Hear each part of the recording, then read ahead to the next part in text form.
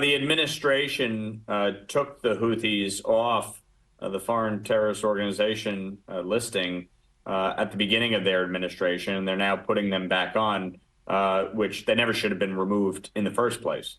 These attacks have been ongoing since October 7th, not only of ships in the Red Sea, but also American military bases and personnel around the Middle East. The Houthis are a terrorist organization backed and funded in part by Iran.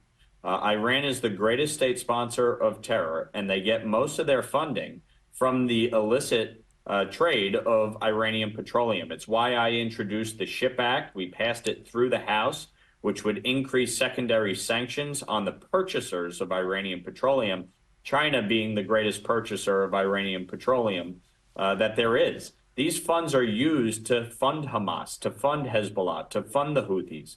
And that is how they are able to, engage in these attacks, whether it be the terrorist attack on Israel on October 7th or the attacks on American ships in the Red Sea. Okay, but that bill still has to, sorry, Congressman, just because we're up against the clock here, that bill still has to move through the Senate, though, before it can become law and signed by the President, obviously. But what do you think the US should be doing in the short term about what's happening?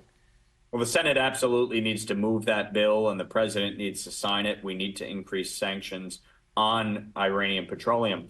But the bottom line is the administration needs to take action against the Houthi rebels. They need to protect American ships, American military personnel in the Middle East that have been under attack, hundreds of attacks since October 7th. We need to take action. The strikes that occurred in the last few days were a necessary step, but frankly, long overdue. The Houthi rebels and their Iranian backers need to understand we will not tolerate these types of attacks, and we will take action to defend our U.S. interests, including our military personnel.